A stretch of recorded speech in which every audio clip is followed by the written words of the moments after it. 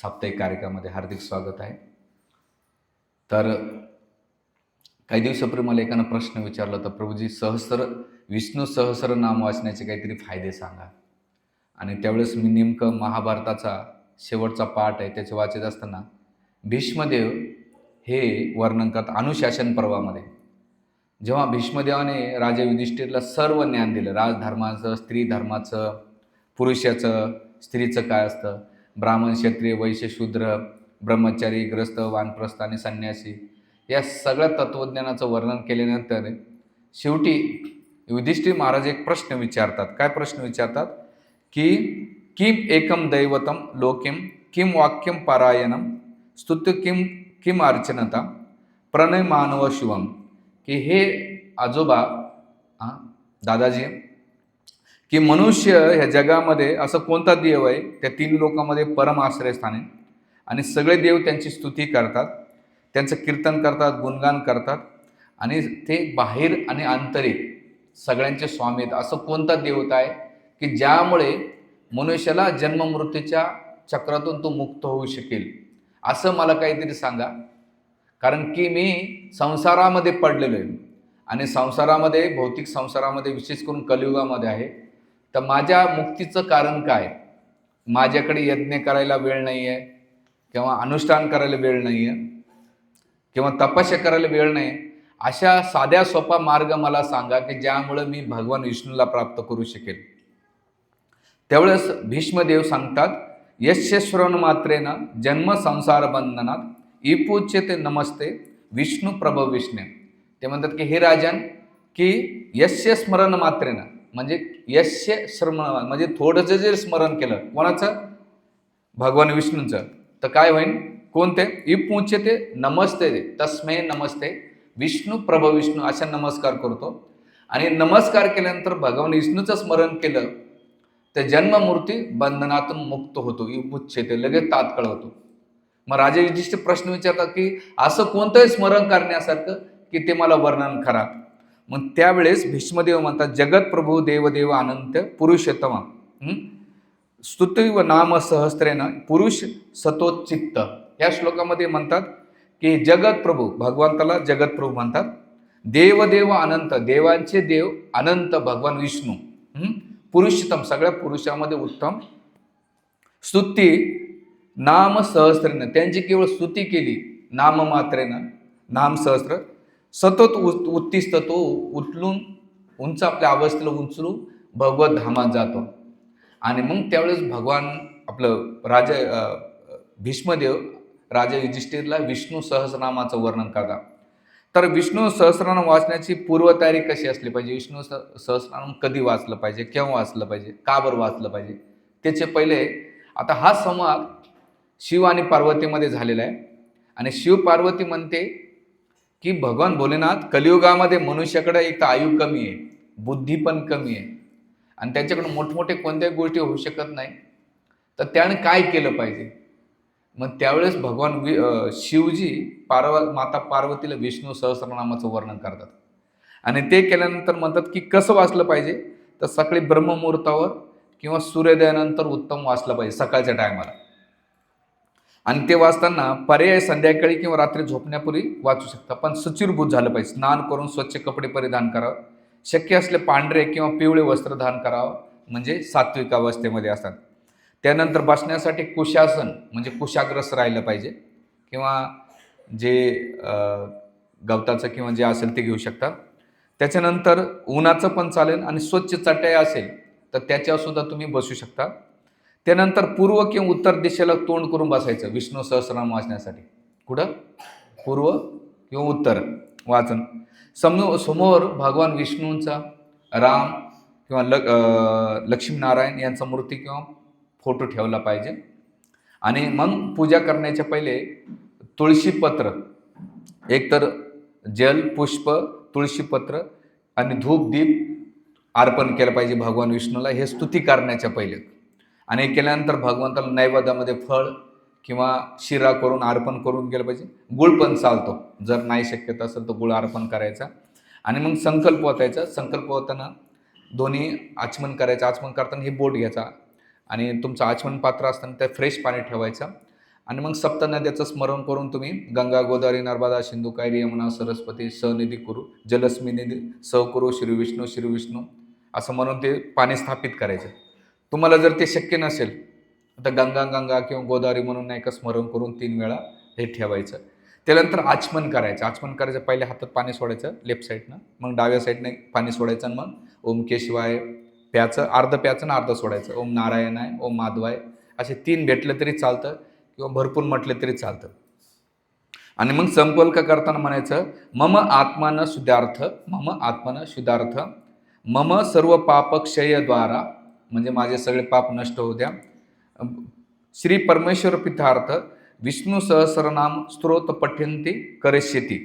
मी भगवान विष्णूंच्या प्रसन्नेसाठी काय करतो, प्रसन्नेसाठी हे करतो, संकल्प होतो. आणि संकल्प आल्यानंतर तुम्ही ध्यान करायचं भगवान विष्णूचं. आणि ध्यान करत असताना भगवंताचं करताना ती स्तोत्र पठण करायचं. आणि स्तोत्र पठण केल्यानंतर 3 गोष्टी असणं महत्त्वाचं. स्पष्ट उच्चारण, त्याच्यानंतर मन एकाग्रता पाहिजे, आणि तिसरी गोष्ट अर्थ लक्षात आला पाहिजे. जमत नसेल तर श्राद्ध असले तरी चालतं, पण तुम्ही जे वाचन करता याच्या मागचं आपल्याला तत्त्व समजून घेतलं पाहिजे. नुसतं पोपट्यासारखं घोकंपट्टी नाही करायचं, तर त्याचा अर्थ समजायचा. आणि मग ती फलश्रुती करताना शेवट उत्तर पूजन करून तुम्ही हे करू शकता. आता विष्णू सहस्रनाम का वाचायचं, त्याचे 2 कारण आहेत. इथं भीष्मदेव वर्णन करतात. पहिलं कारण आहे की कलियुगामध्ये लोकांना साधं सोपं जरी साधन दिलं तर लोक करत नाहीत. आता आम्ही इस्कॉनमध्ये हरेकृष्ण संस्थेमध्ये खूप वर्षांनी सांगतो, लोक जप करा जप करा. एक तर लोक म्हणतात पहिले चालूच करत नाहीत, केला तर दुसरा प्रश्न असतो तुमचा मंत्र लय मोठा बाबा. तिसरी गोष्ट आहे तर तुम्ही उलट मंत्र मानतात.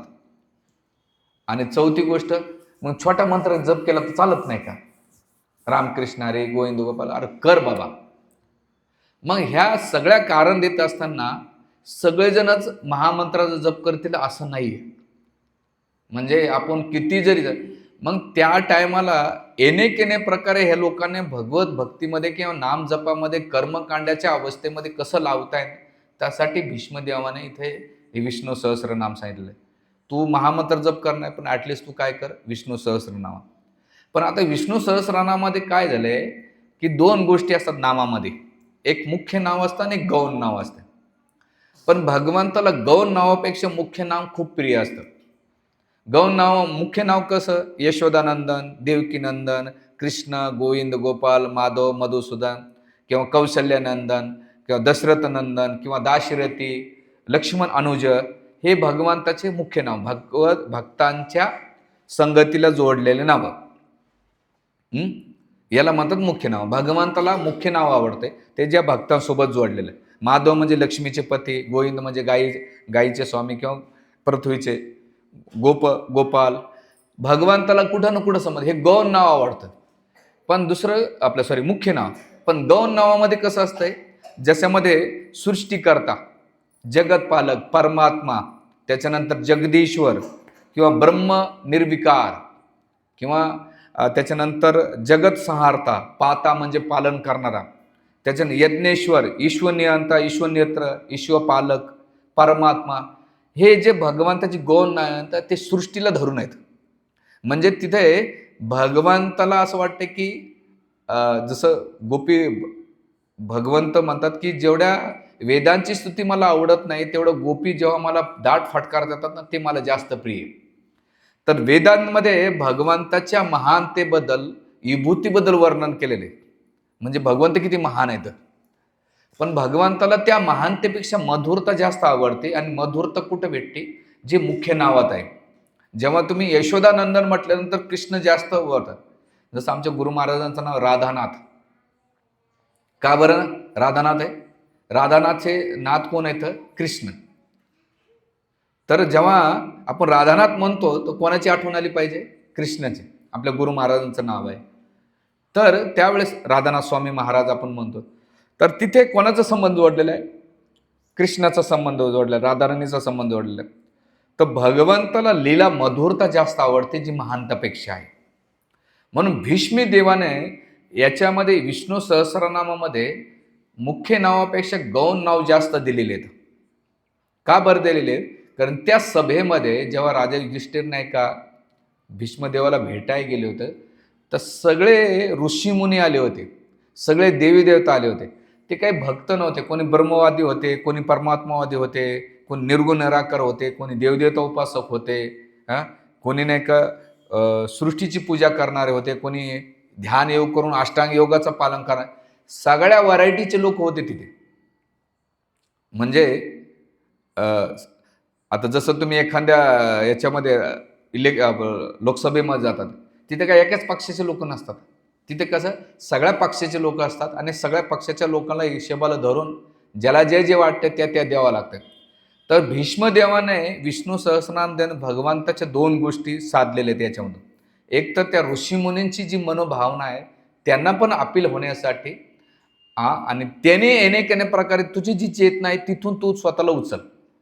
आणि दुसरी गोष्ट जाणली त्यांनी महत्वाची, की भीष्मदेवांना भगवंताची महानतेबरोबर मधुरता स्थापन करायची होती. लक्षात येतं तुमच्या? भगवंताची महानता आणि मधुरता, आणि ह्या दोन्ही गोष्टीचं समन्वय भीष्मदेवाने युधिष्ठिर सांगितलेले. आणि दुसरं, ह्या दोन्ही गोष्टी साधताना तिथे सांगितलेले फलश्रुती सुद्धा सांगितलेले, की तुम्ही जर हे केलं तर तुम्हाला काय काय फळ भेटेल ते आता मी पहिले नाही सांगणार, मी शेवटी सांगेन. नाही तर आपले कलियुगातले नमुने असे येतात की कोणतेही अध्यात्म करणार बिझनेस करतात. लेटेस्टमध्ये मी एक प्रवचन ऐकत होतो आमच्या एका वरिष्ठांचं. ते खूप सुंदर वाक्य सांगत होते. ते म्हणले की मंदिरात जाऊन लोकांनी भगवंताला नोकर करून टाकले. आता इथे घंटी लावली जाते, घंटी वाजवल्यानंतर भगवंताला टेन्शन येत आहे का आता हा ऑर्डर काय सोडणार आहे मला. जगांना जे विचार करते मला ऑर्डर काय सोडणार आहे. तर म्हणले जेव्हा तुम्ही त्यांना काही मागतात याचा अर्थ तुम्ही त्यांना सेवेत लावतात. पण तुम्ही जेव्हा त्यांना मागायला जातात ना तर भगवंताला जास्त आवडतं. ते म्हणले की भगवंताकडे मागणं म्हणजे भगवंताला सेवेत लावू नये. पण जेव्हा आपण भगवंताकडे काही न मागता जातो आणि त्यांची सेवा करतो तर तेव्हा आपण सेवक बनतो. मग खूप छान वाक्य मला ते अपेलिंग झालं. खरंच आहे.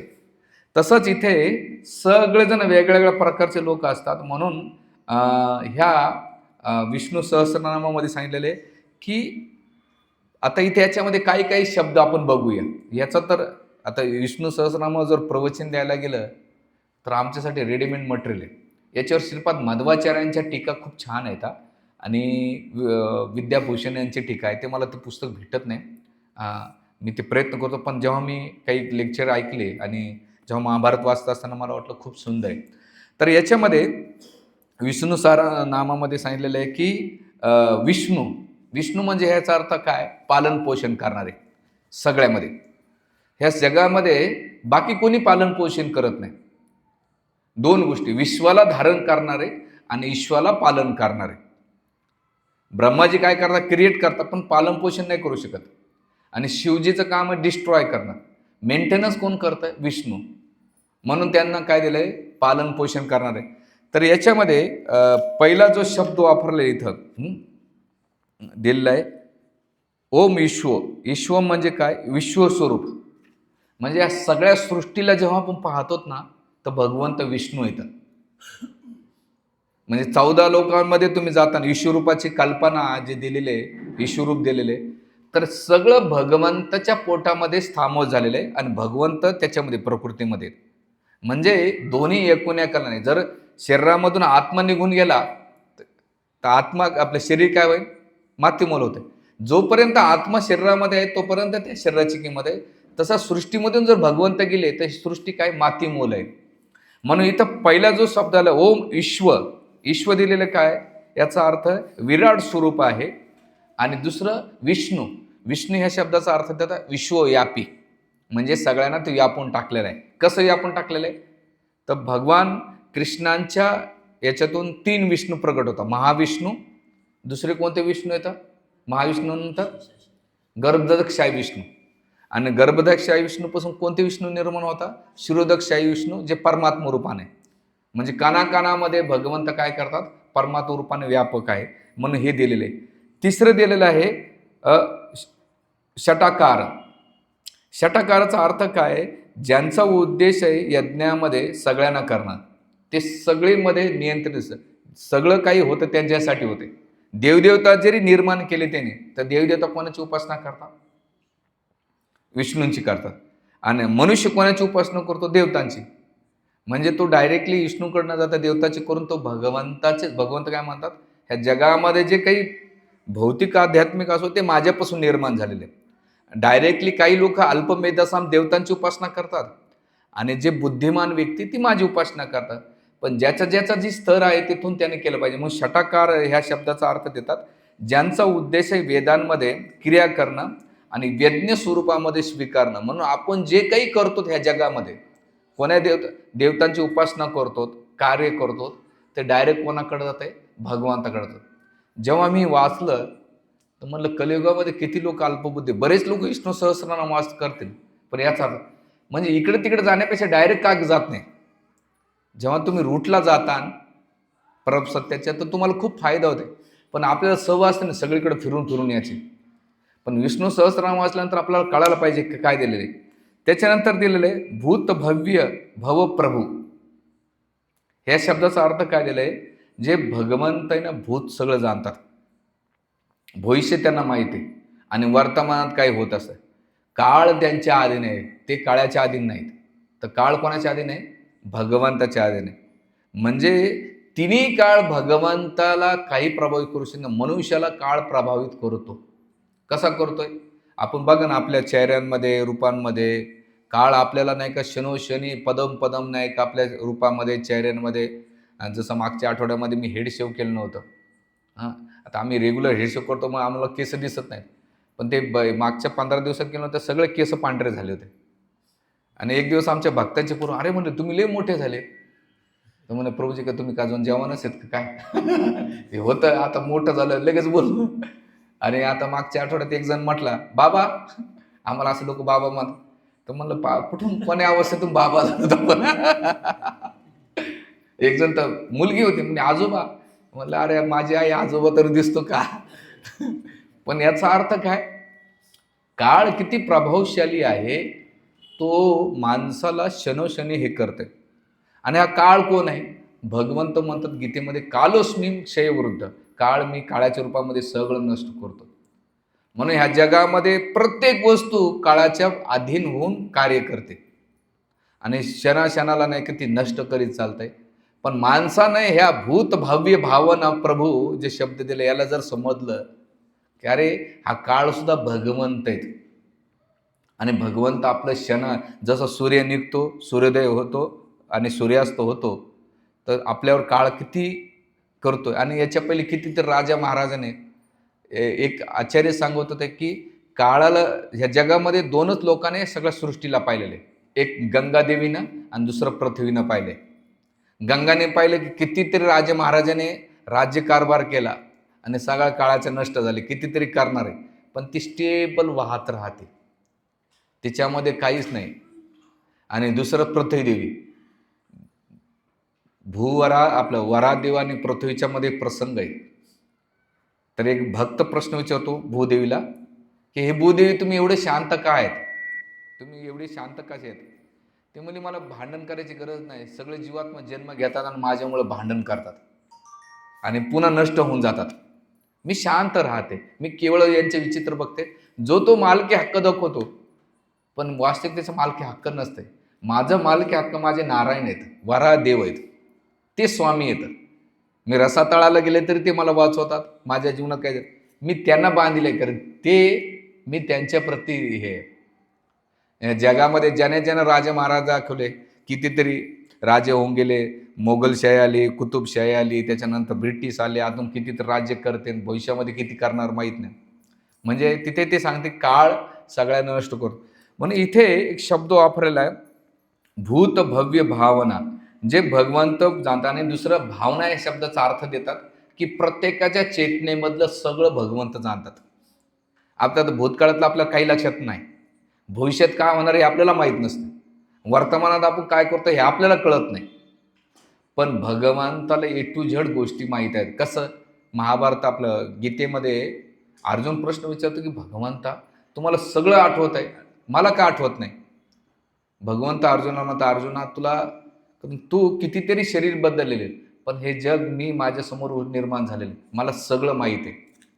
आणि आपली चेतना भगवंत परमात्मा रूपाने जाणतात आणि ते ठेवतात. म्हणून इथे भूत भव्य भावना प्रभू ह्या शब्दाचा अर्थ ते देतात, की माणसाची जशी चेतना असेल तसं भगवंत त्याच्या चेतनेनुसार, त्याच्या इच्छानुसार त्याच्याशी आदान प्रदान करतात. आता इथं भूत भावना या शब्दाचा अर्थ आणखीन देतात. जर आपली भावना भगवान विष्णूंच्या प्रती केली तर भगवंत ती चेतना विकसित करतात. पण त्या जीवात्माची भूत भावना भौतिक जगामध्ये राहिले तर भगवंत काय करतात, त्याला म्हणतात तू त्या भावनेमध्ये राहा.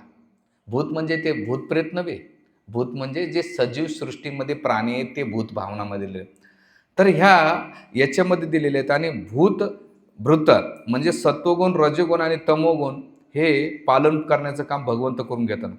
आणि भावना या शब्दाचा अर्थ नित्य स्वरूपामध्ये राहणं किंवा ती भावना विकसित करणे, हे शब्दाचा अर्थ देतात. त्याच्यानंतर भूतात्मा. आता भूतात्मा हे शब्दाचा अर्थ काय? भगवंत प्रत्येकाच्या कणाकणामध्ये परमात्मा रूपाने प्रत्येकाच्या जीवामध्ये निवास करतात. प्रत्येकाच्या कणाकणामध्ये असं एक बी वस्तू सांगू शकत नाही, सजीव असो का निर्जीव असो, परमात्मा त्यांच्याशिवाय कार्य होऊ शकत नाही. म्हणून ह्या शब्दाचा अर्थ भूत भावना. त्याच्यानंतर भूतात्मा आणि भूत भावना म्हणजे दिलेले. त्याच्यानंतर पुढचा देता पुतात्मा. भगवंत सगळ्यात पवित्र आहेत, आपण अपवित्र आहेत, पण भगवंत कसे आहेत? पवित्र आहेत. याचं उदाहरण काय? पूतना. पूतना अतिशय पापी होती. पूतना, त्याच्यामध्ये पू नामक नावाचं पुण्य कोणतं नव्हतं, पण ती पूतना भगवंताच्या संपर्कात आल्यानंतर ती पवित्र झाली आणि गोलोक वृंदावनमध्ये गेली. म्हणून बघा, आपण आंघोळ जरी केली ना आणि जेव्हा DT वर्शिपला जातो तर तिथे तुम्हाला आचमन मंत्र म्हणा लागतं, ओम केशवाय, ओम नारायणाय, ओम माधवाय. जेव्हा तुम्ही आचमन करतात तेव्हा तुम्ही पवित्र होतात आणि तेव्हा तुम्ही भगवंताच्या सेवेत लावू शकतात. म्हणजे तुम्ही आंघोळ नाही केली आणि मंत्र जरी म्हटले तर पवित्र होतात. तर इथे काय म्हणून एकदा पुस्तक वितरणामध्ये आम्हाला बऱ्याच वेळा अनुभव आलेला आहे, अहो नका नका, आम्ही दारू पिलेली, गीता नका, आम्ही आंघोळ नाही केलेली, एक्झाममध्ये नॉनव्हेज नाही खाल्लं, असे बरेच व्हरायटी. काही जणांना घ्यायचं नसतं म्हणून ते कारण पण देत असतात. तर तिथे आमचे वरिष्ठ जानकीपूर्ण एकदा त्यांना सांगितलं, कारण त्यावेळेस मी नवीनच होते आणि हे प्रश्न मला, मग त्यांना सांगितलं जा ते मोठे महाराज त्यांना विचारा. तर गेल्यानंतर तो जानकीपूर त्याला सांगत होता. तर जानकीपूरने एक सुंदर उत्तर दिलं होतं. ते म्हणले की जसं खाली घाण खूप असते, पण खालच्या घाणीमुळे सूर्य कधी दूषित होत नाही, उलट सूर्याच्या प्रकाशामुळे खालची घाण काय होते? स्वच्छ आणि पवित्र होत असते. आणि हे म्हटले की ह्या जगामध्ये भगवंताची भक्ती, भगवंताचे नाम, भगवंताचे ग्रंथ, भगवंताचा प्रसाद, भगवंताचा तीर्थक्षेत्र, धाम असो, हे सगळं पवित्र. त्यांच्या संपर्कात गेल्यानंतर आपण पवित्र होतो. आपल्या संपर्कामध्ये आल्यानंतर अपवित्र भगवंत होत नाहीत. पण पूजा अर्चा वगैरे करण्यासाठी ती शुद्धता पालन करावं लागते. तर आणि मग ते उदाहरण भागवतामध्ये 7व्या का 8व्या स्कंदामध्ये मला ते वाचायला भेटलं, कारण राजा परीक्षितनं हा प्रश्न विचारला होता आजळण्याच्या प्रसंगामध्ये. तेव्हा सुखदेव गोस्वामी हे उदाहरण देतात.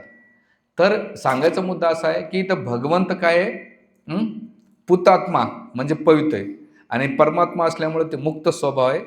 तर मुक्तात्मा परम गती हे भगवंताचे एक नाव. असे भगवंताचे अगणित नावाचं वर्णन विष्णू सहस्रनामामध्ये दिले. आता हे जे नाव उच्चार केले आपण ते भगवंताचे कोणते नाव होते? गौण नाव होते, म्हणजे ते सृष्टीला व्यापक करणारे होते. मुख्य नावामध्ये इथे भीष्मदेव सांगतात ऋषिकेश. ऋषिकेश म्हणजे इंद्रियांचे स्वामी येते. आणि आपली इंद्रिय चंचल असल्यामुळं त्या इंद्रियांना कंट्रोल खूप कठीण करणे. पण तेच इंद्रिय तुम्ही भगवंताच्या सेवेत लावता तेव्हा आपण एका इंद्रिय शुद्ध आणि पवित्र होतात भगवंताचे. म्हणून हे दिलेले. त्याच्यानंतर भगवंताचं नाव आहे कृष्ण, याच्यामध्ये दिलेलं आहे. ते म्हणजे काय? सगळ्यांना आकर्षित करणारे. ईशान्य. ईशान्य म्हणजे काय? सर्व भूतांचे नियंता आहेत. त्याच्यानंतर माधव. माधव म्हणजे लक्ष्मीचे पती. त्याच्यानंतर मधुसूदन. मधुसूदन म्हणजे मधु नामक दैत्याचा वध केलेले ते. आणि सुरेश. सुरेश म्हणजे सगळ्या देवीदेवतांचे काय येते? ईश्वर येतं. सुरेश. तर हे नावं दिलेले आहेत. तर अशा अच्युत म्हणजे काय, की जे कधी त्यांचं पतन होत नाही आणि त्यांच्या संपर्कात गेलं तर त्याचं सुद्धा पतन होत नाही. बाकी ह्या जगातले सगळे च्यूत आहेत, ते कधी ना कधी त्यांचं पतन होत आहे, पण भगवंताचं होत नाही. हे भगवंत अच्युत नाव आहे. त्याच्यानंतर दुसरं भगवंताचं अमोघ. अमोघ म्हणजे भगवंतामध्ये कोणतेही कमी जास्त होत नाही. भगवान कृष्ण जेव्हा महाभारताचं युद्ध झालं होतं, तर भगवंताचं वय किती होतं? 125 वर्ष होतं. हां, आणि आपण आता किती वर्ष, 30-35-40 झाली तर आपलं बघा ना, किशमिश व्हायला लागतो. मी आता काल परवा दिवशी एक बातमी वाचत होतो. राम सुतार म्हणून एक मोठे शिल्पकार होऊन वारले, 101 वय होतं त्यांचं. तर त्यांचे फोटो बघत असताना, म्हणजे त्यांनी कधीपासून ते आर्ट गॅलरी केली, नंतर नोएडामध्ये त्यांनी काय काय चालू केलं, तर ते सगळं वाचत असताना शेवटी त्यांची बॉडी पाहिली, तर ते एकदम अशी झाली होती. आणि तो फोटो आणि हे फोटो पाहिला, म्हणजे काय झालं, आपल्या शरीरामध्ये हळूहळू काय येते, कमी होत चाललं. म्हणून धर्मेंद्रचा अंतिम संस्कार का दाखवला नाही माहिती आहे तुम्हाला? लोकांनी आतापर्यंत त्यांना गॅमलर अवस्थेमध्ये पाहिले आणि शेवटी तशी बॉडी लोकांनी पाहू नये म्हणून बघितलं. सोशल मीडियामध्ये कुठं मीडियाला दाखवलं नाही, कोणाचंच नाही, कारण त्यांनी एवढी हे ते काय ठेवलं होतं त्याची हां, म्हणजे एवढं ते गुप्तता ठेवली होती. म्हणजे लोक दाखवू इच्छित नाही या जगामधलं सगळं. पण भगवंतांमध्ये कधी कमी होत नाहीत, उलट त्यांच्या सौंदर्यामध्ये, त्यांच्या तेजस्वीमध्ये वाढत राहत आहे, जे मनुष्यामध्ये होत राहत आहे. म्हणून भगवंत अमोघ आहेत. पुंडरीकाक्ष म्हणजे भगवंताचे डोळे कमलाक्षासारखा सुंदर आहेत. तर ह्या सगळ्या गोष्टी इथे भीष्मदेव वर्णन करतात. आणि हे केल्यानंतर असं खूप डिटेल्स आहे. जनार्दन म्हणजे भक्ताचं रक्षण करणारे, श्रीनिवास म्हणजे लक्ष्मीचं निवासस्थान आहे असे भगवंत. हे झाले मुख्य नाम आणि गौण नावाचं वर्णन केलं. आता असं विष्णू सहस्रनाम जर कोणी वाचले या दोन्ही अवस्थेमध्ये, मुख्य नाव आणि गौण नाम, तर साधकाने विशेष करून गौण नावापेक्षा मुख्य नामाचा जप केला पाहिजे. आणि ते करताना आपण काय केलं पाहिजे, ते विष्णू सहस्रनाम कधी वाचलं पाहिजे, तर एकादशीच्या दिवशी, गुरुवारी, कार्तिक मासामध्ये विशेष फलदायी. शक्य असल्यास रोज 40 दिवस नियमानं जर पठण केलं तर त्याचे असंख्य फायदे होतात. स्त्रियांना कोणतीही बंदी नाही, स्त्रिया वाचू शकतात सर्व अवस्थेमध्ये. आजारी असाल तर मानसिक रूपाने पठण करू शकतात, किंवा तुम्ही आता मोबाईलमध्ये लावून नाही का काय करू शकतात, श्रवण करू शकतात. आणि हे केल्यानंतर 3 गोष्टी होतात. एकदा जर पठण केलं तर तुमच्या जीवनातले भूत भविष्यातले सगळे पापकर्ता क्षय होतात. रोज पठण केल्यानंतर आयुष्य, आरोग्य आणि ऐश्वर्य प्राप्त होते. आता तुमची जर भावना असेल ते प्राप्त करण्यासाठी तुम्हाला ते भेटेल, पण तुमची भावना असेल की मला भगवंत पाहिजे, तुमच्या चेतनेवर निर्भर आहे. आता आजकाल आमच्याकडे एक ब्राह्मणांकडे गेल्यानंतर एकाचं लग्न जमत नव्हतं, त्याने सांगितलं विष्णू सहस्रनाम पढो, आणि त्या लग्न करण्यासाठी विष्णू सहस्रनाम वाचलं.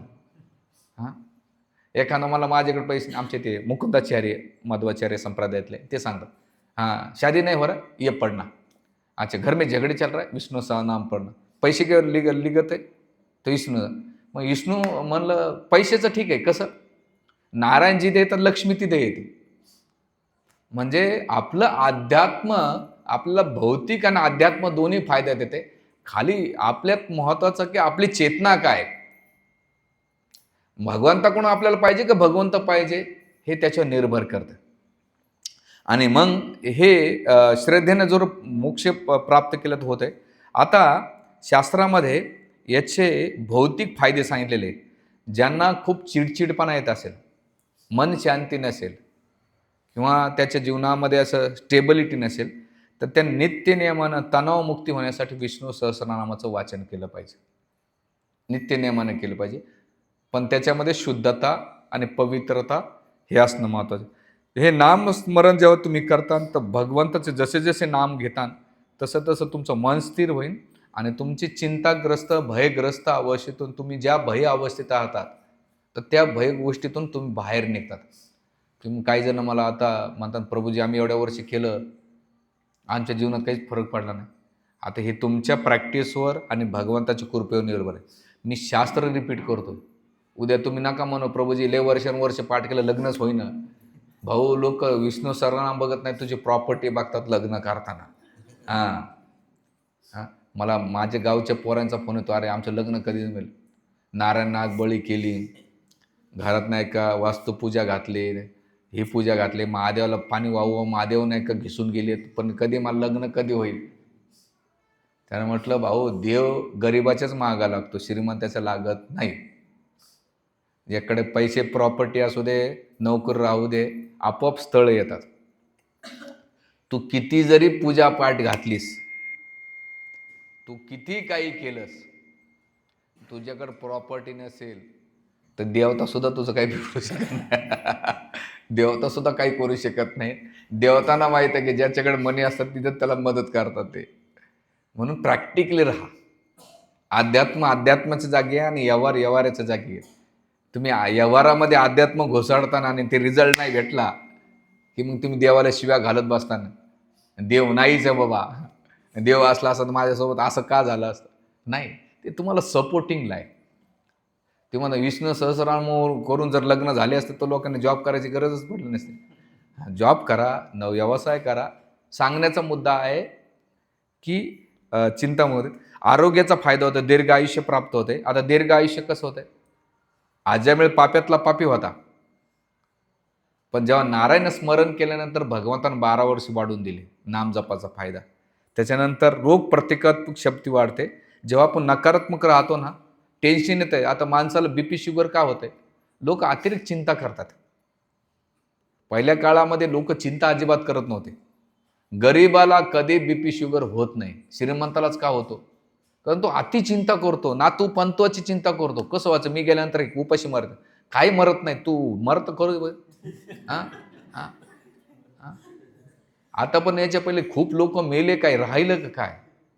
हां तुम्ही हॉस्पिटलमध्ये 10 दिवस राहिल्यानंतर घरचे उपाशी मारतात का, अरे माझे बायको, माझा नवरा, माझे मुलं हॉस्पिटल.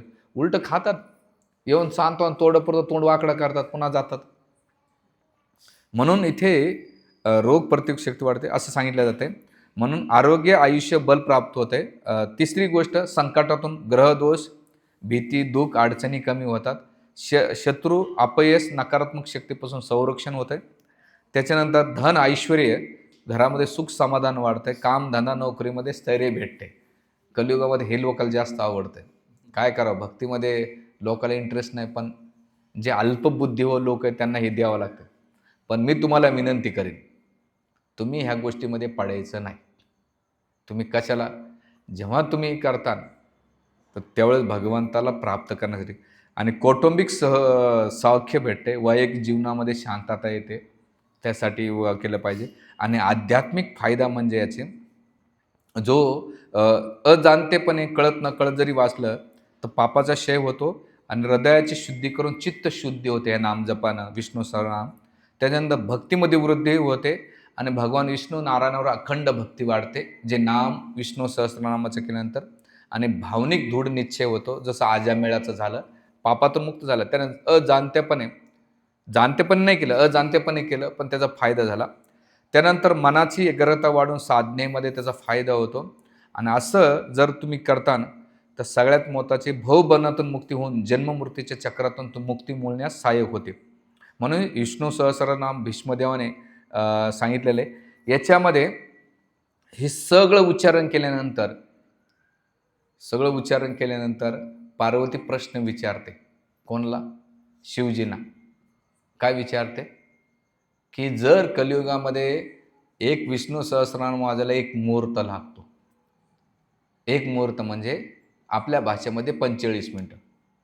कोणात एवढी कॅपॅसिटी 45 मिनटं वाचून बसणार?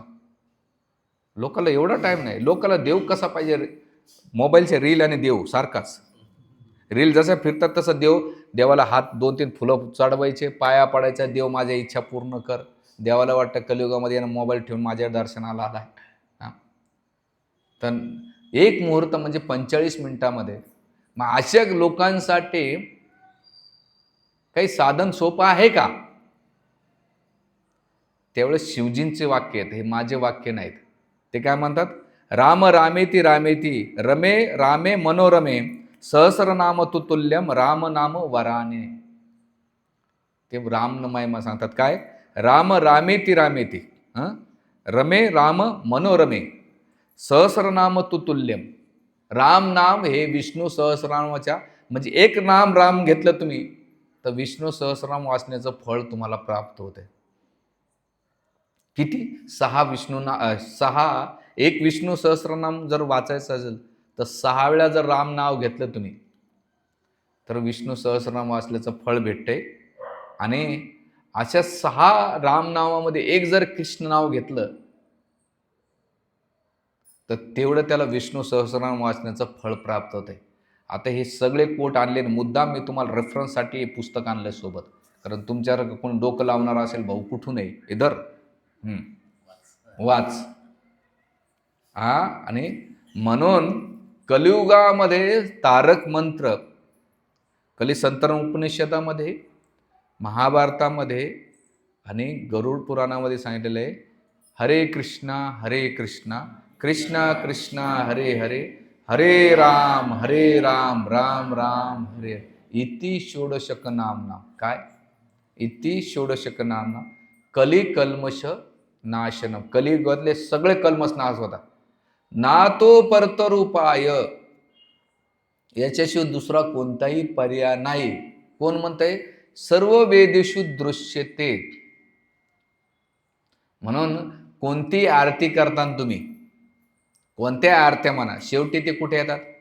अच्युतम केशवम राम नारायण कृष्ण दामोदरम जानकी वल्लभम हे सगळं म्हटल्यानंतर यद्यत करोते सकलम नारायणी समर्पयामी आणि शेवटी मंत्र म्हटल्या जातो कोणता?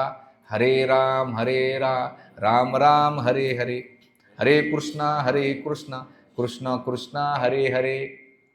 भागवत आरती म्हणा, गणपतीची आरती म्हणा, दुर्गादेवीची आरती म्हणा, शिवजीची आरती म्हणा, शेवटी कुठून आणून सोडलेले? महामंत्र आणून सोडलेले. म्हणजे आता तुम्ही म्हणता महामंत्र, मग तिथं राम दिले सुरुवातीला आणि तुम्ही कृष्ण म्हणतात.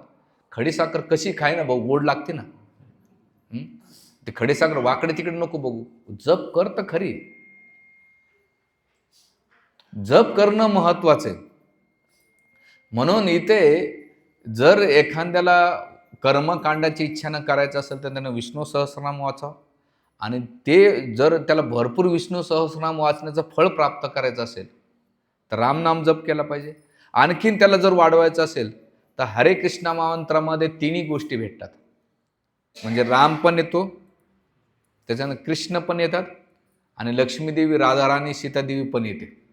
म्हणजे तुम्हाला कलिसंतरण उपनिषदामध्ये आपल्याला जी बी मेमरी कार्ड दिलं, पहिलं कसं हार्ड डिस्क असायचे, त्या हार्ड डिस्कमध्ये भरपूर भरल्यानंतर आता हार्ड डिस्कची गरजच नाही आजकाल. एवढी मेमरी कार्ड घेतली की तुमचा सगळा डाटा काय होत आहे? भरला जातो. तसंच भगवंताने आपल्यावर कृपा करून आपल्याला मेमरी कार्ड दिलेली आहे. 10 GB 5 GB एवढंच वापरा, त्याच्यामध्ये डाटा आहे. तसं महामंत्र काय मेमरी कार्ड आहे, एवढंच आहे, पण त्याच्यामध्ये सगळे. म्हणून चैतन्य महाप्रभू नाम नामकारी बहुधा निज सर्व शक्ती. मी सगळी ताकद माझ्या मंत्रामध्ये घातलेली आहे. माझ्यामध्ये म्हणजे महामंत्रामध्ये आणि माझ्यामध्ये काही फरक नाही. जेव्हा तुम्ही भगवंताचं नाव घेतात तर भगवंताची शक्ती त्या नामाबरोबर आपल्याला प्राप्त होते. म्हणून कलियुगामध्ये ज्याचा जो स्तर असेल, ज्यांची जी अवस्था असेल, त्याने तिथं नाम जप केला पाहिजे. म्हणून आपल्यासाठी जर भगवत प्राप्ती करायचं असेल, भगवंताला प्राप्त करायचं असेल तर प्रत्येकानं हरे कृष्ण महामंत्राचा जप केला पाहिजे, जो आपल्या साधू संतांनी दिलेला आहे. जसं मार्केटमध्ये आता तुम्ही हॉस्पिटलमध्ये गेलात आणि मेडिकल, आता सगळ्या पेशंटला जमा करायचे तुम्ही आणि मेडिकलमध्ये सोडायचं, काय होईल? ज्याला जी गोळी वाटत, तुला आजार काय असेल, तुझं टंगडं मोडलं ना, अच्छा. तुझं पोट दुखतंय ना, अच्छा. तुझं डोकं दुखतंय, अच्छा. तुला काय कॅन्सर आहे, अच्छा. तुला डोक्याचा, डोळ्याचा, सगळे पेशंट घ्यायचे कुठं सोडायचे? मेडिकलमध्ये.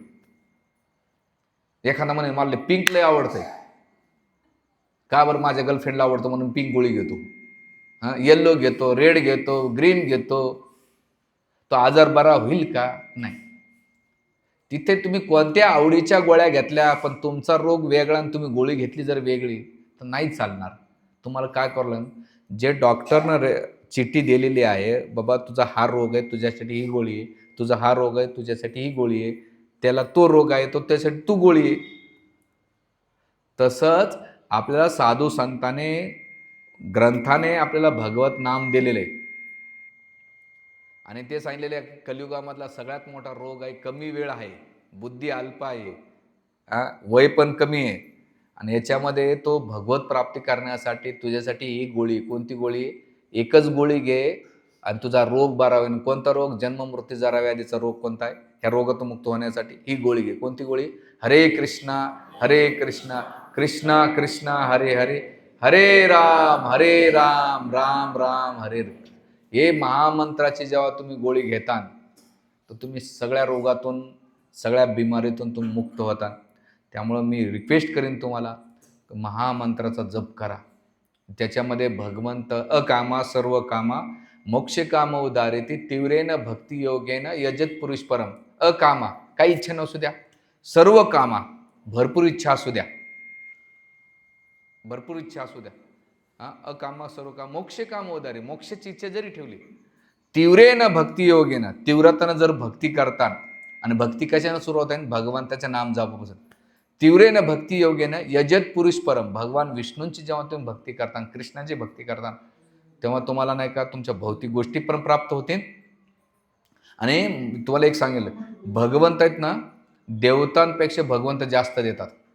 प्रल्हाद महाराजांना 5च वर्ष भक्ती केली आणि 58,000 वर्ष राज्य केले. पांडवाने, ध्रुवाने किती? 6 महिने भक्ती केली आणि मग 36,000 वर्ष राज्य केलं. भगवंत आपल्या भक्तांना भारभारटून देतात, भौतिक पण देतात आणि आध्यात्मिक पण देतात. जे देवदेवता कधी बघितलं का देवतांनी तुम्हाला कधी जास्त दिलेलं? किंवा ते तुमच्या जीवनात, किंवा गीतेमध्ये सांगितलेलं की भगवंतानं अभय, आपल्या कोण्या देवतांना अभय दिलेलं नाही. भगवंतच सगळं काही देतात. देवदेवता तुम्हाला तुमच्या खाली भौतिक इच्छा पूर्ण करतात, ते काही मोक्ष प्राप्त करून देऊ शकत नाही. म्हणून भागवत ग्रंथ वाचा, गीता वाचा, त्याच्या सगळ्या गोष्टी क्लिअर येतात. आपण वाचत नाहीत. सोशल मीडियामध्ये कोणी काही सांगितलं, व्हॉट्सअप पुराण, गरुड पुराण, अजून एक नवीन ॲप आला आहे काहीतरी कोरा का क्युरी का काहीतरी नावाचा, त्याच्यामध्ये खूप इन्फॉर्मेशन भेटत राहील. मला एकानं सांगितलं, प्रभूजी तुम्हाला लेक्चरसाठी म्हणलं नको, अजिबात नको, हे अजिबात वेळ नाही माझ्याकडे. ChatGPT व्हाय, आणि ChatGPTला खोटं बोलते मला कळालं. नंतर एक दिवस मी असं चेक करीत बसलो, म्हणलं हे बघू तरी खरं काय. अरे म्हणलं हा श्लोक आणि ह्या श्लोकामध्ये यानं वाटत लावून टाकली सगळी. ते तुम्हाला थोडंसं मदत करते, पण ते खरं ज्ञान नाही. तो काहीतरी तुम्हाला नाही का मलम लावायचं काम करतं. त्यामुळे एक आहे की तुम्ही नाही का ग्रंथ वाचा आणि त्या ग्रंथाचा निष्कर्ष करून नाम जप करा, ज्यामुळं तुम्हाला भगवत प्राप्ती होऊ शकेल. तर त्यासाठी हे जे विष्णू सहस्रनाम वाचण्याचे भौतिक आणि आध्यात्मिक फायदे आहेत. आणि तुम्ही जे तुम्हाला वाटलं, तुम्ही महामंत्राचा जप करा, रामनामाचा जप करा, विष्णूच्या करा. नाही जमलं तर विष्णू सहस्रनाम वाचा. वाचण्यासाठी सकाळी किंवा संध्याकाळी वाचा. नित्यनेमानं काहीतरी करा, न करण्यापेक्षा. मी असं म्हणत नाही की मी सांगतो माझंच प्रोडक्ट आहे तुम्ही घ्या. मी सगळं तुमच्यासमोर मांडलं आहे. डिसिजन तुम्हाला घ्यायचं आहे आणि त्यानुसार तुम्हाला ते जीवनात पालन करण्याचा प्रयत्न करायचा. हरे कृष्णा कृष्णा कृष्णा हरे हरे, हरे राम राम राम हरे. तर हे विष्णू सहस्रनाम आणखीन काही बोलण्यासारखं आहे, भविष्यामध्ये बघू आणखीन सेशन घेण्याचं. त्याच्यात भगवंताची महानता आणि मधुरता पण दिलेली. तर भविष्यामध्ये जसं शक्य होईल तसं आपण घेऊया. हरे कृष्ण.